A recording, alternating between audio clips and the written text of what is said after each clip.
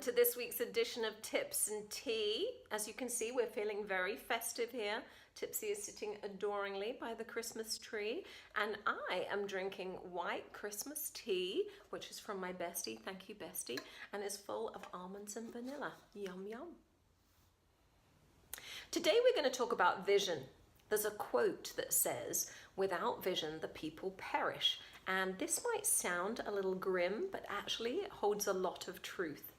Now, vision can be one of three things. It can be to see, to dream, or to imagine. And we're often very familiar with visions in a corporate setting, in organizations, vision statements, and all of this kind of stuff. But what about your vision? So if you want to thrive and flourish, your vision of what that looks like is where your journey starts. Just as thriving and flourishing is different for every single person, your vision is also different. Helen Keller once said, "The only thing worse than being blind is having no vision." And she had a point, because vision is what gives us hope. Vision is what makes us jump out of bed in the morning and do something that we wouldn't normally do. Vision is what makes us take risks within parameters, and vision is really what makes life worth living. Losing vision makes us stop. So when the lights go out, when we're in a snowstorm, when we've lost our glasses again, all activity slows down to a snail's pace until vision is restored once more. In my career as a coach, I often work with clients who are stuck in perfectly good lives, and they're miserable. Their grooves have become ruts, and comfort and complacency has really dulled their senses. Their focus turns to the good old days or what everyone else is doing, and they completely forget that they have the ability to envision what comes next.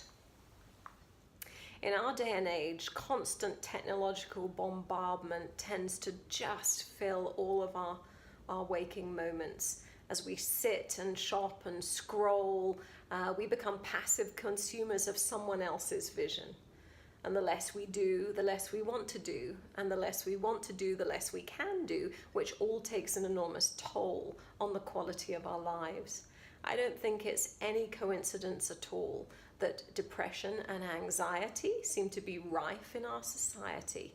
And I wonder how much of this has to do with us losing some of our sense of vision. So let me ask you, do you have a vision for your life or a part of your life? When you close your eyes, can you see it? So when we visualize the future, our brains are unable to determine whether we're looking at something real or imagined. So they go ahead and they release all kinds of chemicals and energy that helps us attain our goals in response to whatever is going through our mind. Now, you know this from watching scary movies or sad movies. So even though you actually technically know that this is not real, this is not happening, this is just a movie, you still get anxious or you still get weepy. Athletes have used this amazing ability to visualize for many years in their training regimes. What they do is they spend a lot of their time visualizing every play, every stroke, every mile, and most of all, they visualize the finish line. So crossing that finish line and being the winners, actually getting to where they want to be, it has an enormous effect on their physiological training, what's going on up here in their minds. So if it has an effect on athletes, what kind of effect could it have on you? And this week, because it's Christmas, we have not one, not two, but 3 tips for you. The very first tip is all about just spending some time and thinking about your vision. So what is it that you want, either in your life or in a part of your life? Write those things down. Second tip is very early in the morning and just before you go to bed at night to actually look at your vision and to think about how you could bring this thing to life. So in the morning it reminds you of what you're after, and in the evening what it does is it primes your brain just before you're going to go to bed to kind of work out some of the intricate details of that, because our brains are processing whilst we're asleep. They do some amazing things. And then the final tip is all about creating a vision board.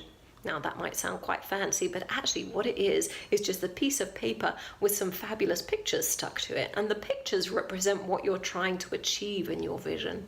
So you can go through magazines, or you can look online and find images, find things that are really meaningful to you about the kind of vision that you have for your life or part of your life. Stick them on this vision board and then have them all in one place so that you can look at it. And you'll know when you've got the right pictures on your vision board, because every time you look at it, your pulse will race a little bit faster and you'll get one of those kind of feelings. And so that's my gift for you this Christmas. I would really love you to have bright, shining, and very exciting visions for the new year. Tipsy, she's thinking about her dinner. So Tipsy and I wish you a very, very Merry Christmas and a very happy 2019, and we'll see you then.